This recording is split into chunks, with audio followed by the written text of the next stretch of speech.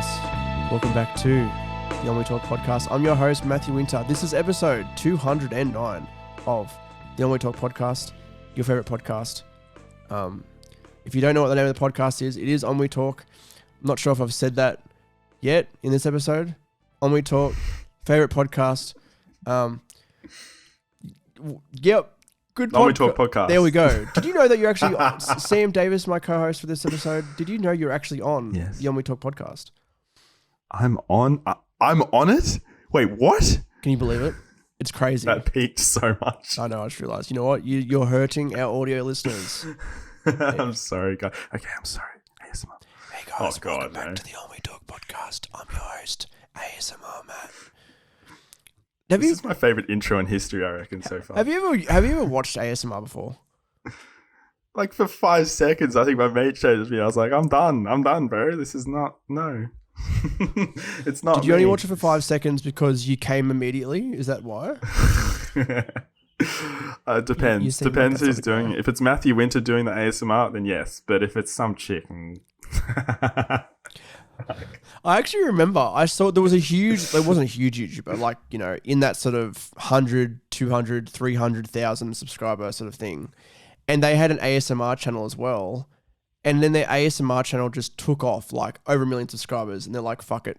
I'm not doing normal videos anymore. I'm just going to, you know, go and talk into the mic really softly. I like how they have those cool, like, special mics. And it's like on each, have you seen them? It's like there's a mic on either side and you can go all the way around. And I don't know. I personally don't see the appeal in it.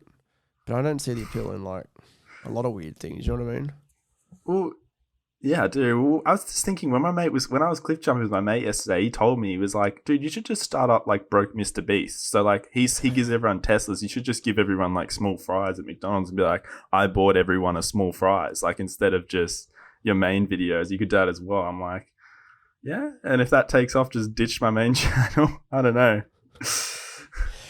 You know what? That's actually not a bad idea. And I'm sorry to say it, but I'm going to steal that idea. So, and no one's getting credit for it. That's actually a really good idea. There was that guy who actually did, he did videos similar to Mr. Beast in a way like that, and just like gave people like simple things. There's actually a guy on TikTok, and what he does is, and he has a speech impediment, so he sounds a bit funny. I shouldn't say that; it's a bit mean. But he goes up to people and he says, "Oh, what's something that you really like?" And they'll go like, "Oh, music. Oh, what's your favorite band? Oh, Metallica." And then they'll go to a shop, buy him like a Metallica t-shirt. And then people go, and they go, "Oh, thank you." And then like they hug it out. And it's like, it seems partially staged, but like he's this 18-year-old kid who decided not to go to university and just started making TikTok videos. And now he's got over 1 million followers on TikTok. And he's just doing that, which is crazy, really, isn't it? It's nuts. Some people just like, they'll just do anything. I mean, to be fair, I get it. Like, how many times say either? If it's successful, then you go with it. I reckon.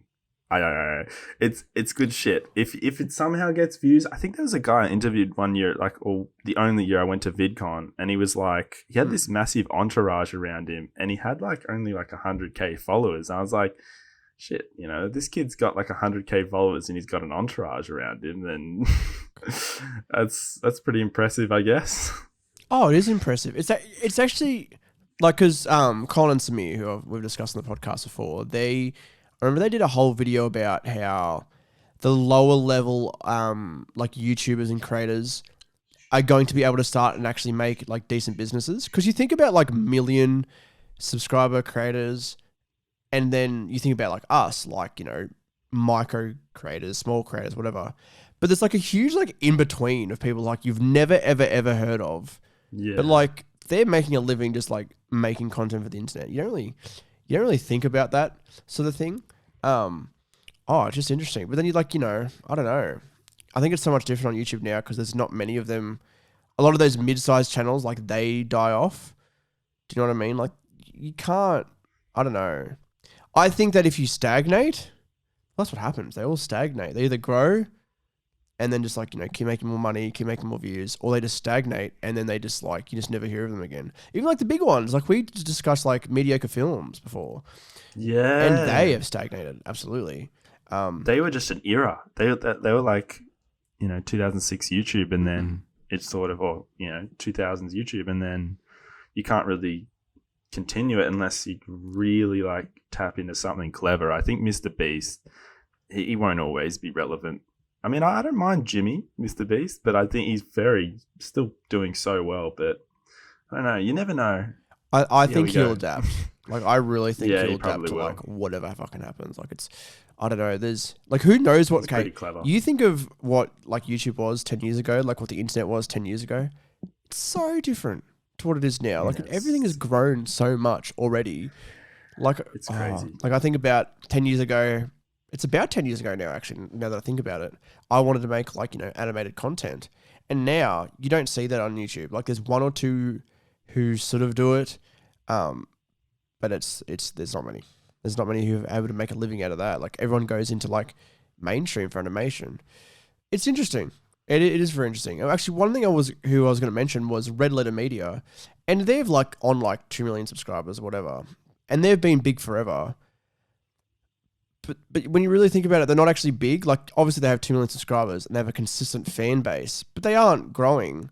But it's like, it's proof that if you have the audience and you can keep it, you don't really need to grow your audience, like, at all. I think that Phantom Menace review just like got them popping, and then since then they've built a fan base of it. I noticed you're worried there. Like, please don't mention Mr. Plinkett. No, look, I like Mr. Plinkett. Come on, not that bad. But my impression's we'll never do that again. So No, please never do it again. It was a horrible impression. I never want to hear it ever again. I thought it was pretty I knew it was good. I coming. mean,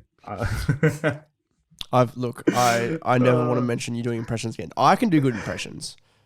I can do really good impressions, actually. Joe Swanson. Can I do my Joe Swanson? Do you Joe Swanson? Because you never heard that. No, I haven't. Go for it.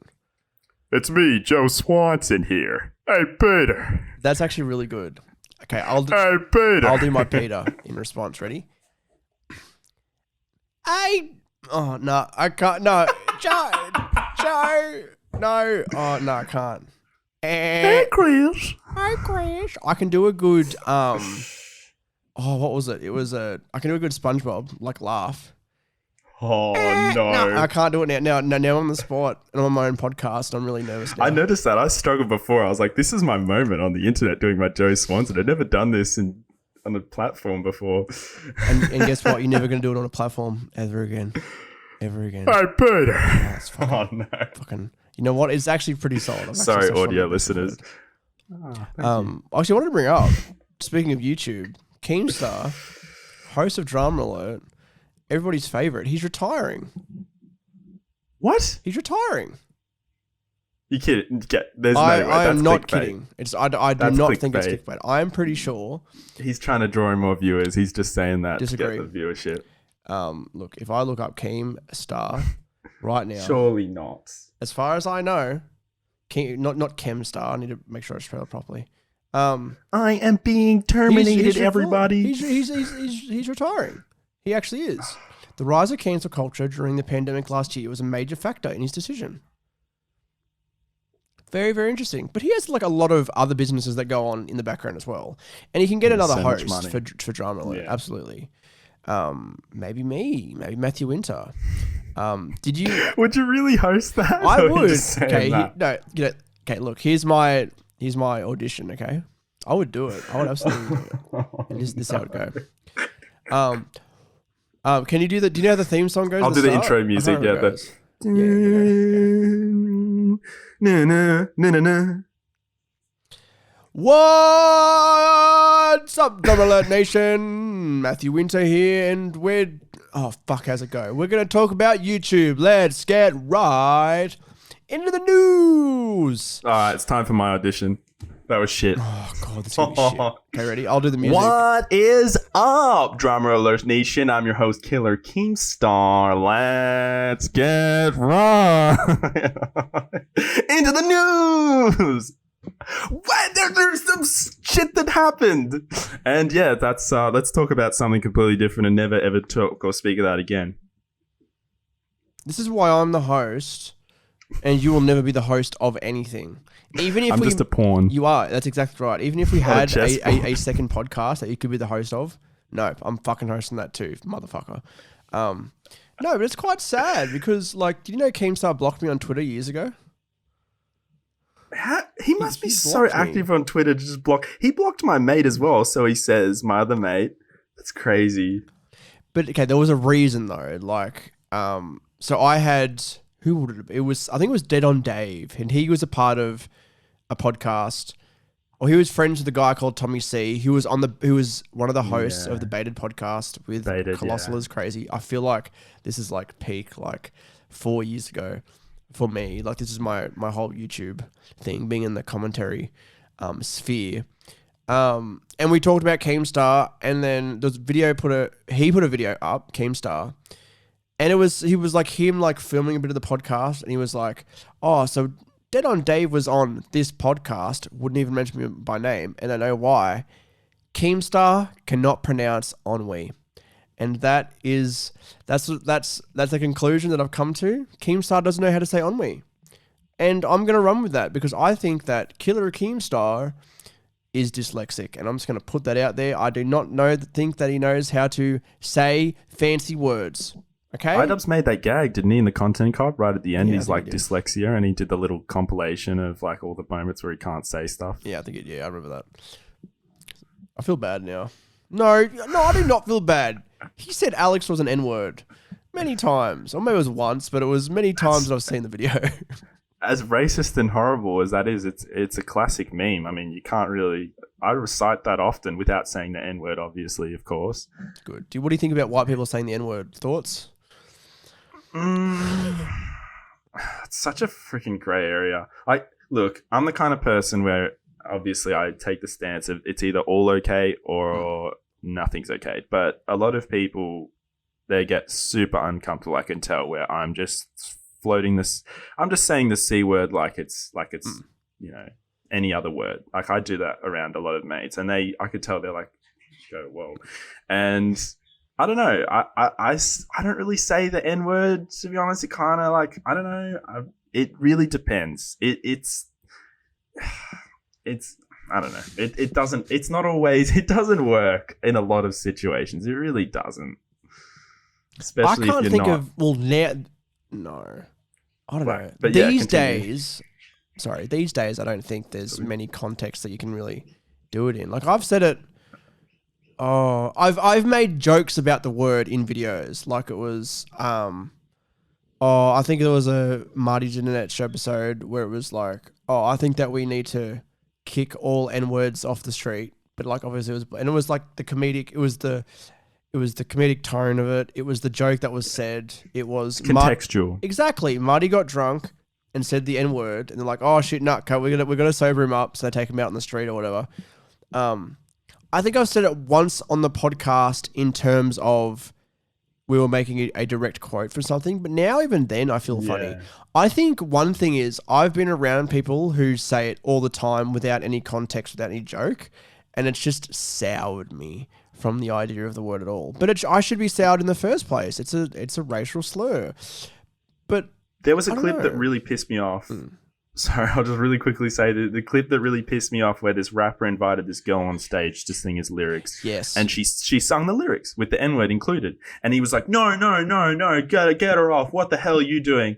And I was like, dude, if it's in your lyrics, like, obviously she's not going to like, not everyone has the brain capacity to be like, oh, and I definitely shouldn't add this. It's in the lyrics. Like, I mean, probably not the best idea to freaking read out the whole lyrics with that included, but I thought that was like bullshit in front of thousands of people, like going, oh, get her off the stage. I was like, what the hell, man? Come on. You wrote that like in your song. I think there's a better way to like go. Like in that situation as well, like you just embarrassed a fan of yours. Like they're not really a fan of yours at all. Humiliated her, made her look like she was racist when she's not at all. She just said that. She's just a woman, and that's bad enough as it is. But like, there's oh my god! No, look, I lost concentration for like a split second. Went, yeah. Have you seen the Tyler the Creator quote about the N word? Tyler the Creator. No, I have not heard this one. This is I've heard of it. I think. I believe he said, and I'm actually just trying to find the direct quote. I can't right now. So one thing he said was Tyler the Creator says he doesn't mind if white people use it, and says caring would keep the racism alive in the word. And as he said, it's like, I've heard him say before that it's like, it's the way you use the word as well. But that's also the NIGGA version of the word. I just don't feel comfortable saying it, really, like in any situation. Me neither. I don't know. It doesn't really work. I think it's fantastic in films like Django Unchained and 12 Years a Slave and those movies that they explain historically what this word means to African Americans and how it is genuinely, it cuts deep if you say it in a really derogatory, like sort of insulting way. This is why, and it explains why it has this horrible effect on people if you just blurt it out without even remotely caring about the history behind it, what it means and everything.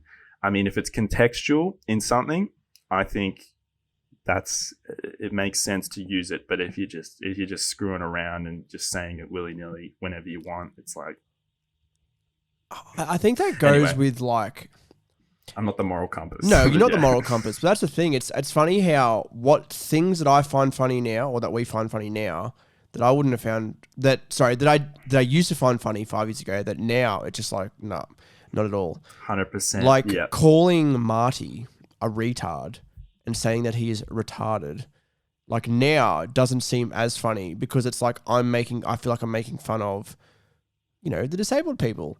And that is also different from laughing at retarded policeman, because he is in on the joke. He is a Down syndrome person. He's an actor. And that's exactly right. I don't know. Like, you see so many kids. Like, I work with kids at McDonald's and, like, from 14 up to, my age, even older. And it's interesting how, like, I don't know, kids think that a lot of non-funny things are funny purely because they're kids, like saying the N-word and a lot of kids I don't understand that making jokes at other people's expense like isn't really funny.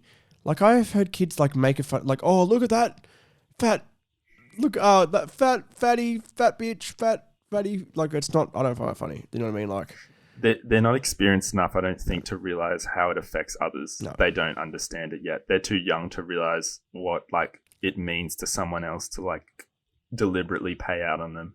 Which is why high school is just the worst, because especially like in years like year 9, when everyone's obviously like going through puberty, they're all just being assholes to one another and not really giving a crap about how anyone else and what everyone else is like could be going through or something. Or it's stupid.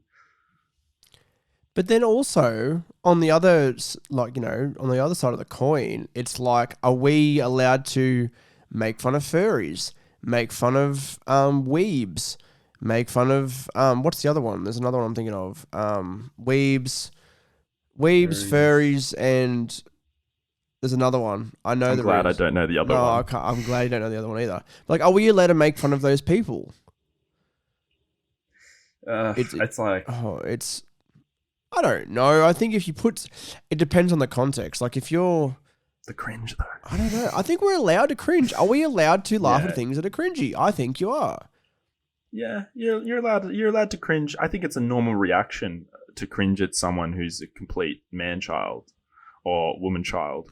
It's like, what are you doing, sort of thing. Like, why can't I think it's a natural reaction for people to just think, why can't you not act like a 5-year-old and grow up? But I don't know. Like, sometimes you can push it too far. But yeah, I think it's knowing. I think it's being able to, like, you need to know who. You need to, read the room and read the understand. room. I was just thinking that. That's exactly it. Like, okay, for example, boys hanging around the boys, whatever.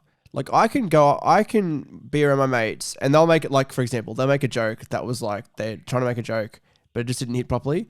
And I can just yell out, "You stupid motherfucker, thinking you're funny. Look, pipe down.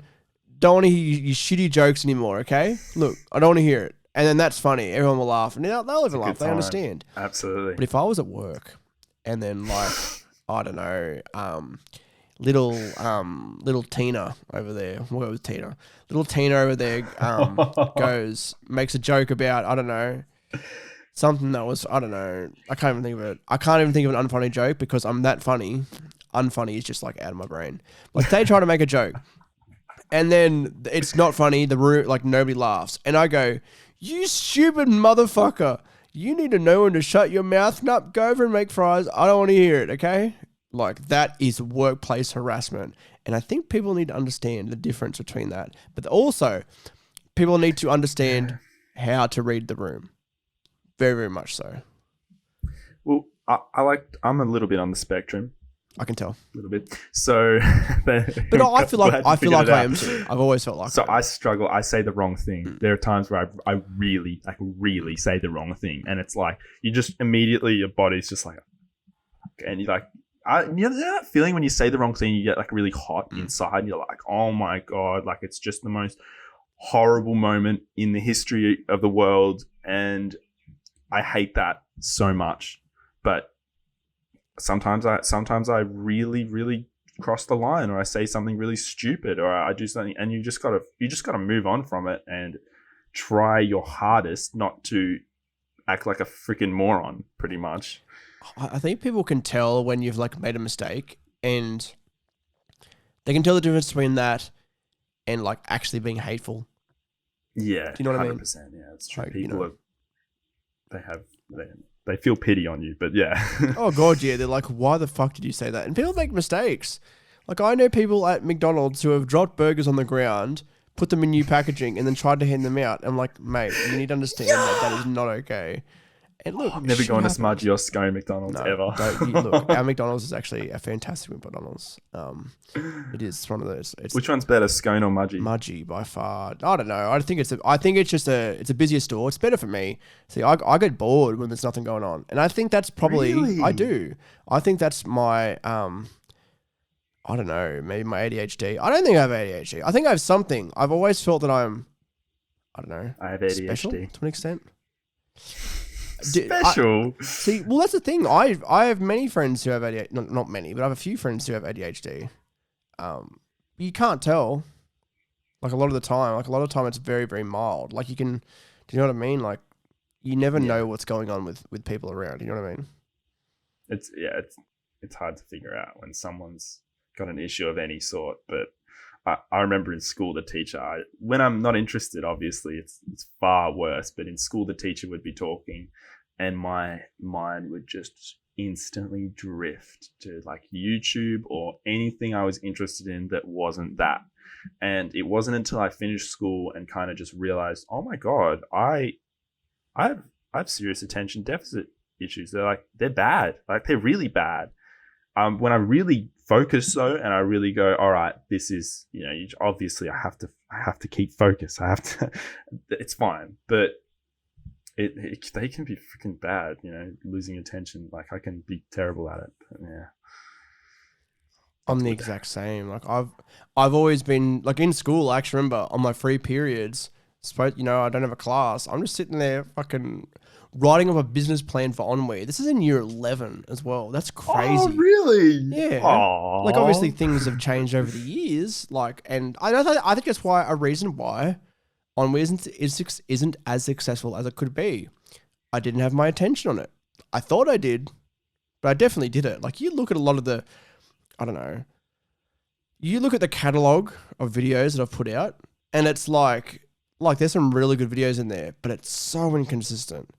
Inconsistent in schedule and inconsistent in quality. Like, absolutely.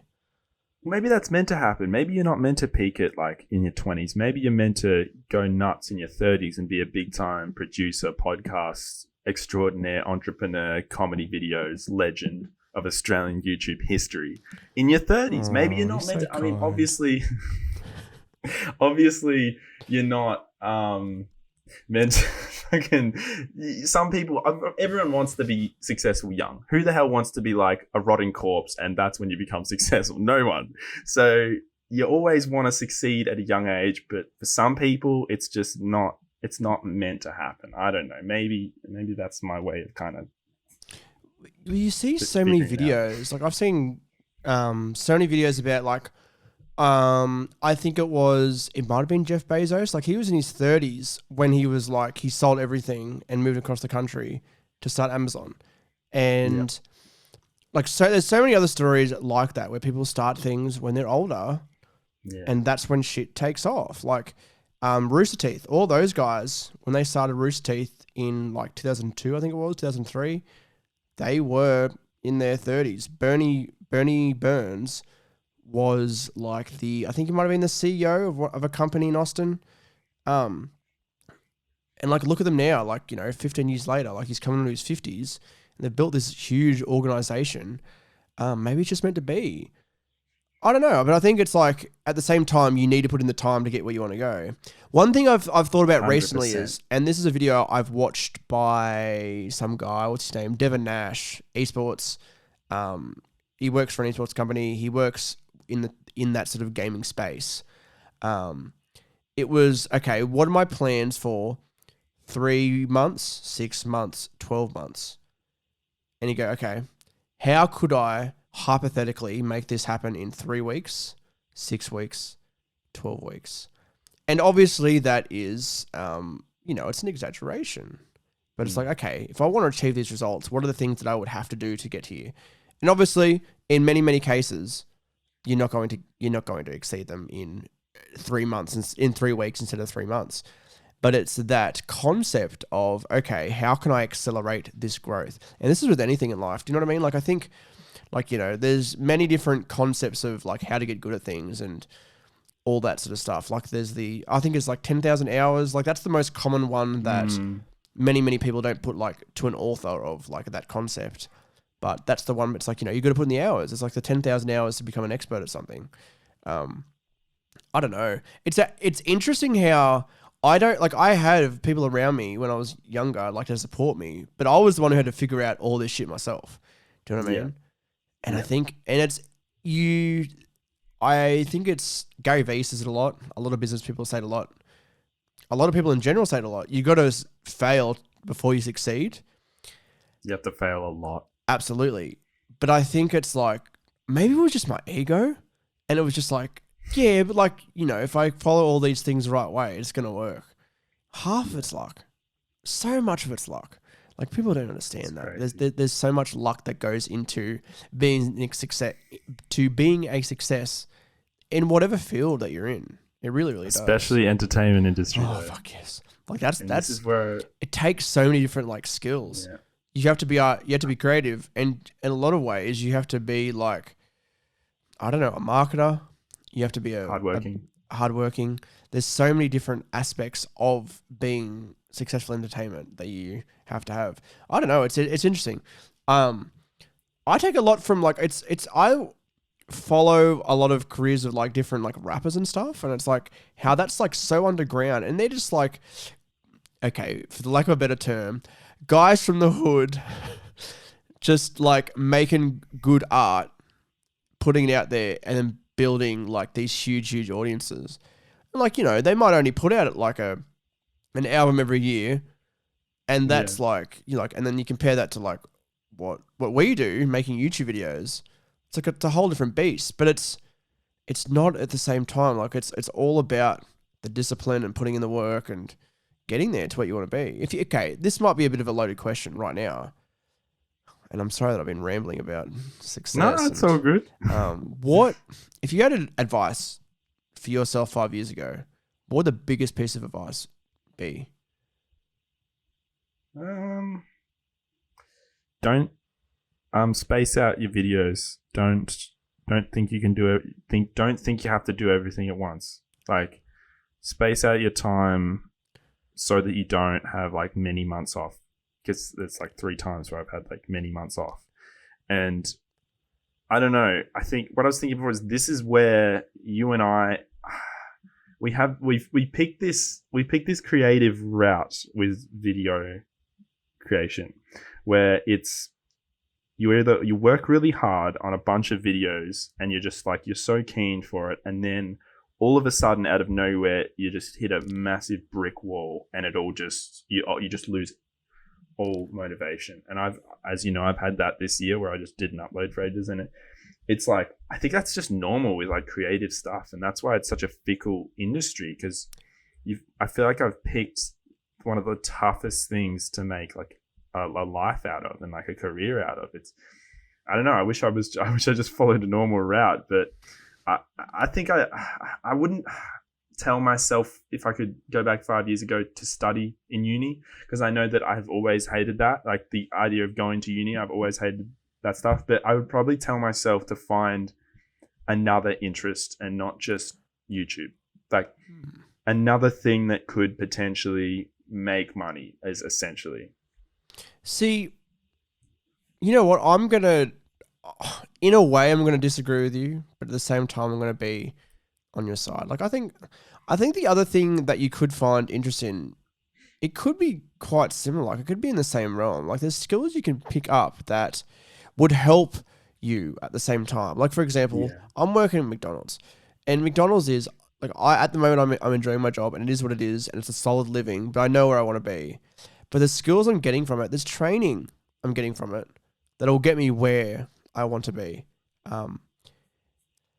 And I think like there's so many skills in terms of like media and like marketing and like social media that you can gain. And this might be like, 'cause that's the thing. I think you're the type of person that would want to work in a media world, regardless of if it's you making YouTube videos or if it's like, and that's the thing. Like you can do. Used to be. And well, that's it. So that's interesting. Like it's, I don't know. I think that's why I've always had the business side and the creative side, because I knew that like if one failed, realistically, like if Ennui failed, I could work in either field really. Like I'd have the skills to make it really. Like as many people have told me, including Matt Tabor from the Create Unknown / producer for Vsauce 2, little shout out there. He said to me like, you have a resume. Your resume is your YouTube channel. Your resume is the content that you've been making in podcast form and in video form for the last X amount of years. And sure, they might be spaced out, but that also like proves that like with the videos, if they're spaced out and they're good, like obviously there's things you learn along the way. But it actually shows that like you can make good content. You are a talented producer, writer, director, etc., etc., etc. And you can do it. And I think like that's one thing that I think we both have. We are both talented. Like we both have that drive as well. We definitely have a drive, I reckon, both of us, to just keep going, keep grinding. I really do. I think so. And when I really think about it, if there's one bit of advice I want to give to everybody, and I know we're like 33 minutes into a podcast, and this is none of this had anything to do with the notes I put down, but this is a good conversation. And the one thing that I really think that people need to understand is that you can have, I think it comes with ambition.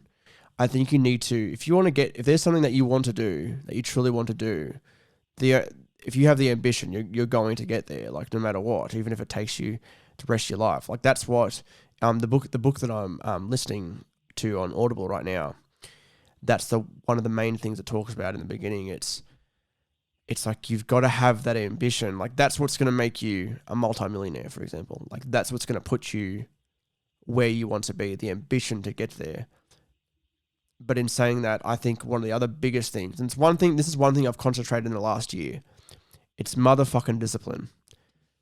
And I truly do not think that people understand that. And like I had to turn 25 to understand that.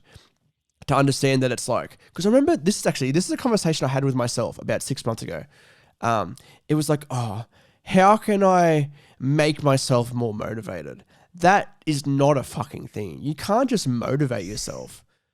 It's you can link it back to like, just like, for example, the easy analogy is like going to the gym. You don't always want to go to the gym, but you're always going to feel good after it. It's a discipline about going to the gym. For us, it's the discipline about the craft. Do you know what I mean? Editing videos, making videos, writing videos. But also you've got to do it in a way where you don't overload yourself. And that's the other fine thing. But overloading is crazy. I hate. But I've done it too. And you know what I actually think? And this might be a bit controversial, and you might not agree with this, Sam. But I think interesting, that to an extent, overloading yourself, it's a bit of a myth. Now let me elaborate. I think that I concentrated on the wrong shit for the longest time. I think that's like I sat and I didn't put that discipline in. I didn't put that into action and go, okay, let's just step 1 to step 10, make the video. Don't focus on the bullshit about like too much about like making the perfect thumbnail, making the perfect title, all that sort of bullshit. You focus on the tiny, tiny little things and you don't make the things. It was one thing that Friendly Geordie said in one of his little vlogs he does on one of his second channels. It was like he believes that's one thing he said. He thinks it's a myth that overworking yourself is a myth. Work-life balance is a myth, which is interesting to me, but it does make sense. Like it's like you don't have the balance. Like you're never going to have a balance with it all. I don't know. I think it's like if you set a plan. Depends on the person. Okay, well, what do you think, Sam? Do you think that overloading is a thing, or do you think it was more just not focusing on the right things, or is it a combination? It really depends. Some people can just keep going. They can just keep going on and on and on, and they never stop. It's like they're constantly working on a video, they're constantly uploading stuff, or even just in any field, they don't burn out. But with that, is that a muscle? Do you think it's a muscle you can train? Yes and no. I think it's just maybe just them as a person sometimes.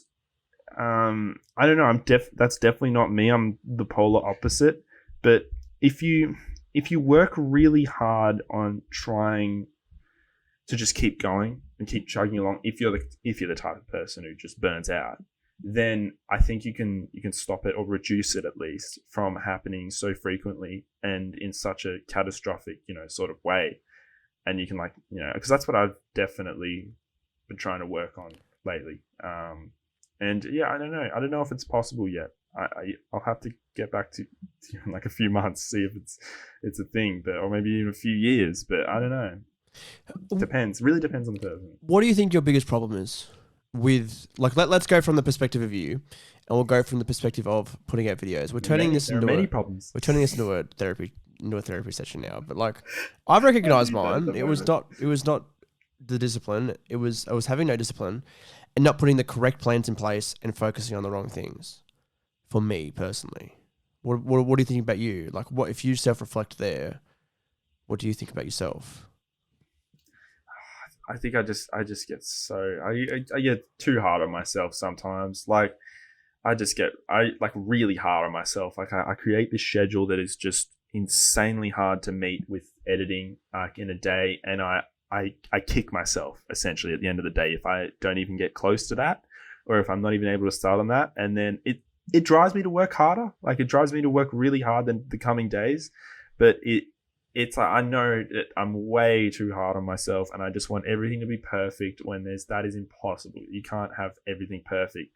I'm referring more specifically to a video I've been working on recently that is a very long video. It has hundreds of cuts. It has hundreds of different interlaced clips, and it's my Halloween special. For context, it's probably already out by the time this is out. But it was that was a project where I was like, this needs to be finished by October 31st or else, type thing. And I just grinded, and I was way, way too hard on myself. So yeah, to answer your question, too hard on myself is probably the biggest thing. I don't just relax into the situation. It always has to be perfect, and stuff always has to be happening. And I think that's the exact way you just burn out horribly. So I'm trying to reduce that at the moment. But yeah. See, with that, one thing you said was, pushing yourself too hard and being too hard on yourself. And I did that for a long time. That sort of links to, right now, I'm working a full-time job. And this is as a manager. This isn't just, clock on, clock off, really. Do you know what I mean? I'm working more than 38 hours a week. Absolutely. But with that, I am more productive, I personally think, than I was when I was part-time about a year ago, and more productive than I was years before that. I think it's you need to, obviously, and it sounds dumb, but obviously you need to understand how many hours in a day, and that you're not going to be able to like edit every second of the day. Like that's the thing. Like I used to try to podcast all the time. I actually remember at one point the schedule I wanted to have was podcast every Monday, and on my writer's room on the Patreon every Wednesday, a bonus podcast on my Talk Extra every Thursday on the Patreon, and it's like, why the fuck am I trying to? I'm making myself burn out. Do you know what I mean? Yeah. Like I'm forcing myself to do this. Like that's what is the point of putting in all this effort? I'm not focusing on the right things. I was putting so much stuff behind a paywall, and I was like, oh, but I can't just put out another episode of the main podcast. Why not, cunt? Why can't I? Like, why can I not do these things? It's like, that's when I was going to go to 2 episodes of the podcast a week. And sometimes I will have 2 episodes, depending if I want to get a guest or whatever. But right now, it's like I'm focusing on just getting out an episode every Monday, a good one, and getting out a video every week, a good one.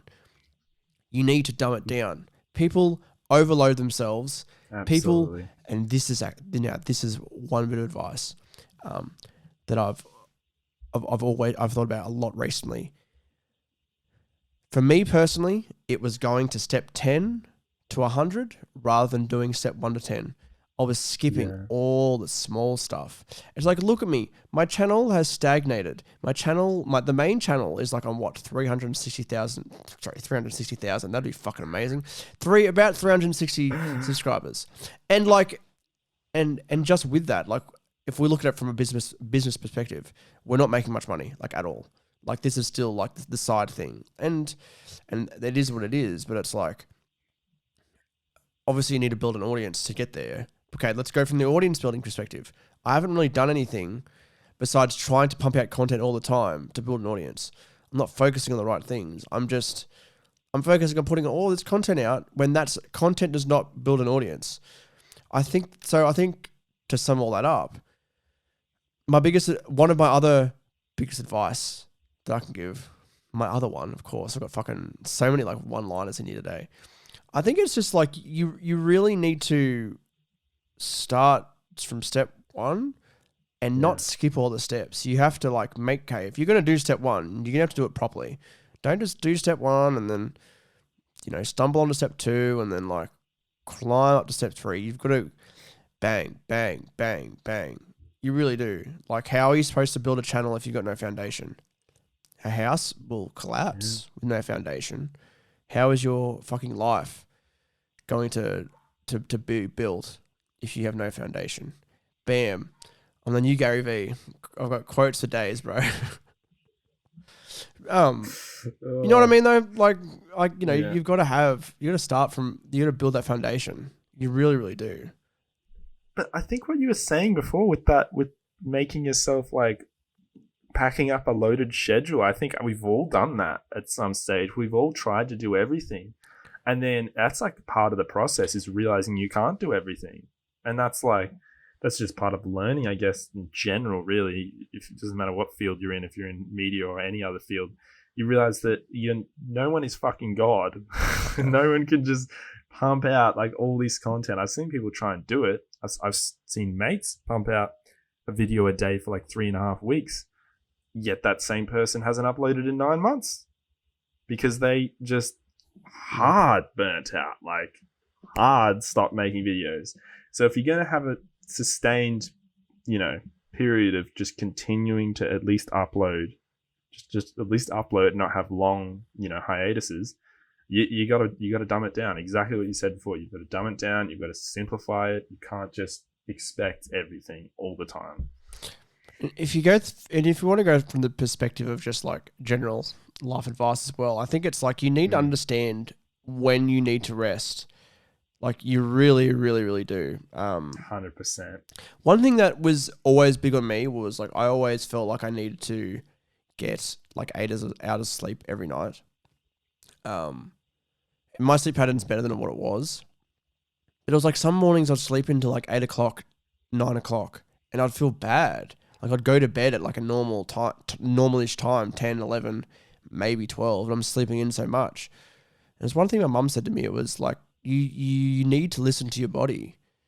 Do you know what I mean? Just because you've had that amount of sleep doesn't mean that you don't need to recover that a little bit more. Do you know what I mean? Like there is such thing as, recuperating. Your body needs to recuperate. If you're putting, so much energy into something, like I did, like when I'm filming, when I'm podcasting and doing all that, like that is stuff that I put my mind into so much, especially for the mind. Like you don't, not even just the body, but like editing is a very, it's strenuous. It is, it's strenuous, and it's a very creative thing. Creativity, if you do not get enough sleep when you're trying to be creative, sometimes it can make gold. But a lot of the time, you really need to like get that amount of rest and have enough energy to do these things, especially if you want to do it well. Absolutely. I think I try every time I try and edit it like heaps after a day of like a lot of work or a day like doing exercise and work. It's like a few days ago example. I don't get anything done. There's not much that gets done. But if I have like 12 hours sleep the night before, which is very rare, it's unrealistic to get that much, I can just, you feel like you can do everything. Like you feel like you can get so much more done with more sleep. But yeah, I mean, like you said, the pressure, like you gotta try not to put like all this pressure on yourself that you have to do that. If it doesn't, if you can't get enough sleep, then I guess you just chill out and you deal with the situation that's presented to you is what I'm trying to get out of my brain. One thing, biggest thing that has helped me overall is like I've had a lot of anxiety just in general. Like I think there's been many times that I've cancelled podcasts because I've been so fucking anxious, and it's like I don't know, I might have delayed podcasts with you in the past. I've done it with friends. I've done it with other people where I've said, oh, I've got to go do this. A lot of the time it's just fucking anxiety, just my anxiety peaking. Yeah. And the one thing and I used to do it when I was 18, but then I just stopped doing it because I thought it was okay. But the one biggest thing that helped me was meditation. And it sounds lame and it sounds like I'm a hippie, but it is the number one thing that has helped me find the path of achieving my potential. I really, really, really believe that. And I've had even like other creative people tell me that, oh, it's bullshit. You just need to, make sure you're focusing on the right shit. Well, guess what, motherfucker? I've tried that, but it did not work whatsoever. Meditation is one of the best things that I've ever done for myself. I started on 5 minutes. Now it's like 10 minutes, sometimes 15 if I feel I really need it. Sometimes my brain will tell me, it'll go, oh, fuck, you don't have enough time to meditate. You don't have enough time to meditate. That's when I know I need 15 minutes of meditation, that I need to calm my mind down. Sometimes I fall asleep. Sometimes I just get that relaxed. It's like you just drift off to sleep, which is fine. But it's like, it calms your whole, like I'll wake up anxious if I've got like tough shit going on, like later on. And it was, I just need to go and find. It used to be that I would drive to work every day, sit in the car park, meditate for 10 minutes, and then go get a coffee and then leave. Like that was the place I'd like to do it. Now I just do it out of my lounge. I just never felt like I could do it at home. But yeah, meditation is probably one of the best things I've ever done. It sounds silly, but using that Headspace app, the Headspace app is one of the best things that I've ever gotten. I do have I have a special little link if people want to use it. Much I'm going to use it because I need this. You do. All sounds like I need it. You do. I really think that you really might need it, and it's not for everybody. And sometimes you might only need to do it for a bit, and then you include practices that sort of relate to the meditation practice, the practice that relates to the meditation practice. What am I bullshitting about? But there's aspects of meditation that you just might include in your life, just little bits of breathing, little bits of like whatever, that'll help you get through your life without having to do the entire meditation thing. But I absolutely believe that it has a positive benefit for every single person on this earth. I really do. I was just thinking, I think I have meditated before. I definitely have. I think I went to the Pillars, which is the local cliff jumping spot. I went there yesterday. It's such a great spot to hang out with mates.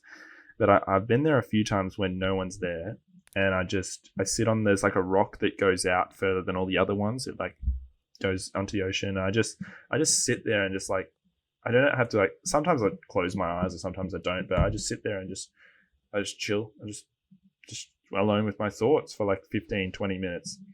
And then looking out into the bay is like amazing. It's like the perfect spot for it. I don't know. It's like, I think maybe I should go back there more often when no one's there and just chill out. That's what you got to do. You got to practice that mindfulness because life gets so busy. Your head gets so busy. Like I've been thinking about like, oh, maybe I don't know. One thing I really thought about was sort of really recently as well. If I want to be the motherfucking best, if I want to achieve my fullest potential, I want to be the very best. Like no one ever could. That's exactly right. But if I want to be like a fucking millionaire, if I want to have a lot of money, create a successful business, be the best version of myself, like what are the things I need to do to get there? And you know, it might be getting a nose job. You never know. I know I have a big Jew nose. I do. I've literally never like my nose, bro, is big nose. Your nose is tiny. It is quite big. You don't realize it. It's quite big. But also they do say about big noses, big dicks. There's a study. Big hands. Oh, you know they say about big ears, big dicks. They say about Oh, now all I'm doing is focusing on my nose. Yeah, God so damn am it, I. Matthew Winter. So am I. You got a fucking big schnoz, my friend. Fucking Dr. Doofenshmirtz right here. I'm that was mean. You're fucking horrible. But yeah, I think just be mindful about things. I think it's just I don't know, if you finding the right practices that work for you. I think being healthy, I think so many people just like eat fucking shit food and like I think it's okay to like go to KFC and get a feed and shit, but like I don't know, exercising and eating a little bit well at least. I exercise and eat poorly, which is a horrible freaking. You're a moron. I went to the gym for the first time the other day, by the way. Like the first time ever. My arms are sore. Ever. I've never gone to the gym. I've always done my DDP yoga program, which like obviously your arms like will feel horrible for a while. Obviously, like I was the first time my stepdad had a home gym. And I did shit there and like all that. But going to the gym with some mates and they're showing me and they're actually really impressed. Good old Blake and Travis taking me down to the gym. Trav. And they've been working it. They're like, I could see them like lifting like 10, maybe 20 kilos. And then like me just like lifting the bar itself with no weights on it. But it is hard. It's all about the control. It's interesting. I don't know. It takes a while to get there. But you can feel the burn. You can feel the pressure. Like I am so sore today. I don't know. I think everybody needs to be active. A gym junkie. I could become a gym junkie. Yeah, you might. Isn't that one of your videos? It is. It was season 2. I knew it. Yeah, it was.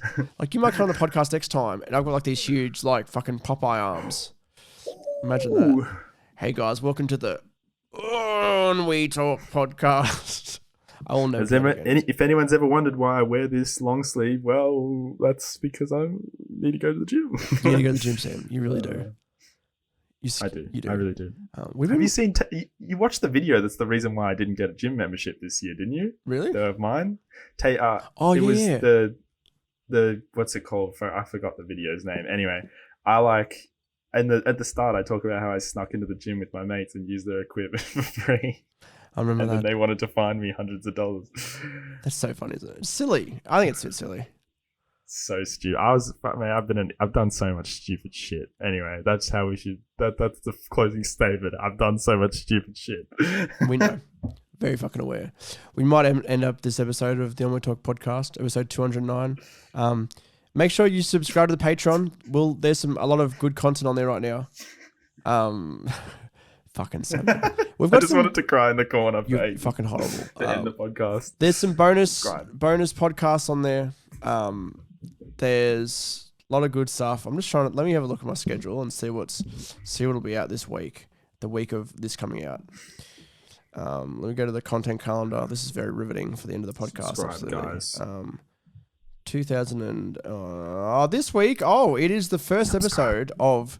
So Chris and I, good old Chris, OG member of the Ennui crew, we did the first episode of Ennui Quest, which is where we played AI Dungeon, and it'd give us prompts like I think we're in a fantasy land. I think that's what it was.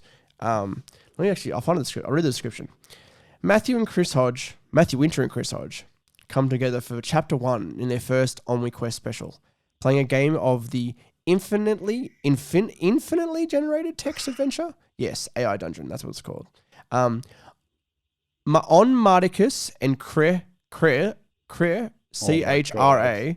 Chra's journey to find the magical staff of Zalos, because that's what the AI Dungeon gave us. Nerds.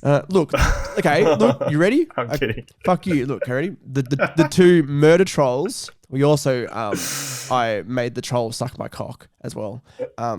Impregnate women. I actually impregnated Chris, 16-year-old daughter.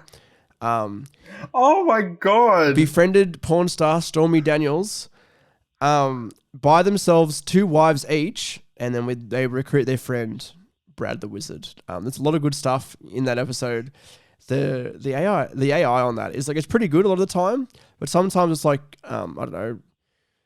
I think I died like 3 times and I just came back to life because the AI didn't know what to do. It was pretty good. It was fun. There was a lot of I had sex with Chris's daughter. It was great. Yeah, underage. Yeah. Yeah. Well, I saw you that you're a Patreon member now, so now you can listen to that episode in full. Yes, indeed. I think I was Patreon for just like that one podcast, and then it didn't auto renew. I was just like, Well, now you're back. Now you're I've returned. Back. You returned. I have returned. Yeah, subscribe to the YouTube channel. Subscribe to the Patreon. Listen on podcast platforms. Tell all your friends. We want more listeners on this podcast. We do. Like I've been doing. Exactly. I'm glad. I'm very glad. Telling your tennis friends. And other friends. Yeah, but the tennis friend one watching that was funny yesterday. Oh, good shit. Well, that's episode 209. Sam, I will see you on our next episode where we celebrate Thanksgiving, which we're going to record like in 5 minutes. So like it's realistically for us, but regardless. But for everyone else, it's a lot of times past. 2 weeks away, something like that. Okay, bye guys. Bye. Ooh, I've never actually waved out to the camera before, I don't think.